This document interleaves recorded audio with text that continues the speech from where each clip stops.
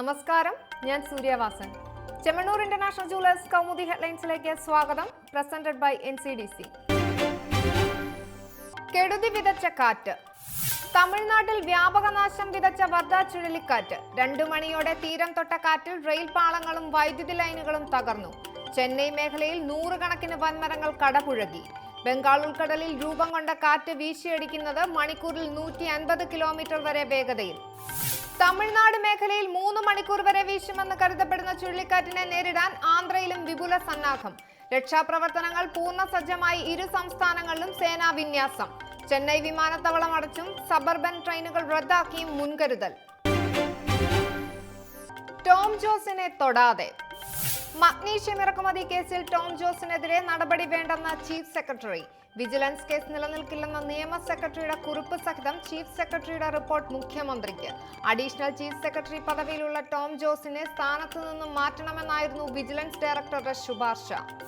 Vigilance register ചെയ്ത അഴിമതി case KMML managing ഡയറക്ടറായിരിക്കെ ടോം ജോസ് ഗുരുതരമായ ക്രമക്കേടുകൾ നടത്തിയെന്ന പരാതിയിൽ മഗ്നീഷ്യം ഇറക്കുമതി ഇടപാടിൽ 1.75 കോടിയുടെ നഷ്ടം വരുത്തിയെന്നും KMMLലെ 2 മുതിർന്ന ഉദ്യോഗസ്ഥർ കൂടി പ്രതികളെന്നും വിജിലൻസ്. അനധികൃത സ്വത്ത് സമ്പാദന കേസിൽ ടോം ജോസിന്റെ വസതികളിൽ വിജിലൻസ് റെയ്ഡ് നടത്തിയതിന് പിന്നാലെയായിരുന്നു മഗ്നീഷ്യം ഇടപാട് സംബന്ധിച്ച കേസ്. IAS IPS പോരിന് വഴിവെച്ച വിജിലൻസ് നടപടിയിൽ ചീഫ് സെക്രട്ടറിയുടെ പുതിയ റിപ്പോർട്ട് വഴിത്തിരിവാകും. കടൽ കടന്ന കള്ളപ്പണം. ഭക്ഷ്യ എണ്ണ കയറ്റുമതിയുടെ മറവിൽ ബൾഗേറിയയിൽ നിന്ന് കൊച്ചിയിലെ വ്യവസായിയുടെ അക്കൗണ്ടിലേക്ക് എത്തിയ 58 കോടി രൂപ കണ്ടുകെട്ടാൻ എൻഫോഴ്സ്മെന്റ്. എളമക്കര സ്വദേശിയുടെ ഉടമസ്ഥതയിലുള്ള കയറ്റുമതി കമ്പനിക്ക് ഇത്രയും വലിയ ഓർഡർ ലഭിച്ചത് സംശയകരമെന്ന ആദായ നികുതി വകുപ്പ്.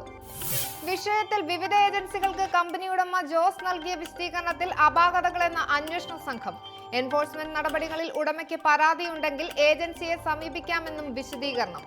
രേഖകളിൽ പറയുന്ന സൊസ്താഡി കമ്പനി നിലവിലുണ്ടോ എന്നും അന്വേഷണം. പറന്നുയർന്ന കോപ്റ്റർ വിവാദം.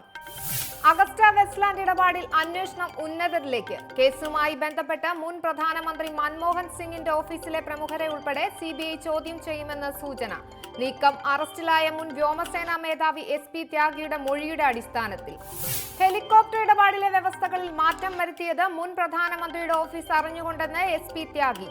വിവാദ കമ്പനിക്ക് അനുകൂലമായി വ്യവസ്ഥകൾ മാറ്റിയത് രാഷ്ട്രീയ നിർദ്ദേശം അനുസരിച്ച്. ഹെലികോപ്റ്ററുകളുടെ പരമാവധി പറക്കൽ ഉയരം സംബന്ധിച്ച വ്യവസ്ഥകളിൽ ഇളവ് വരുത്തിയത് PMO കൂടി ഉൾപ്പെട്ട് കൂട്ടായി എടുത്ത തീരുമാനമെന്നും മൊഴി. ഇനി ഇന്നത്തെ സ്വർണം വെള്ളി നിരക്കുകൾ.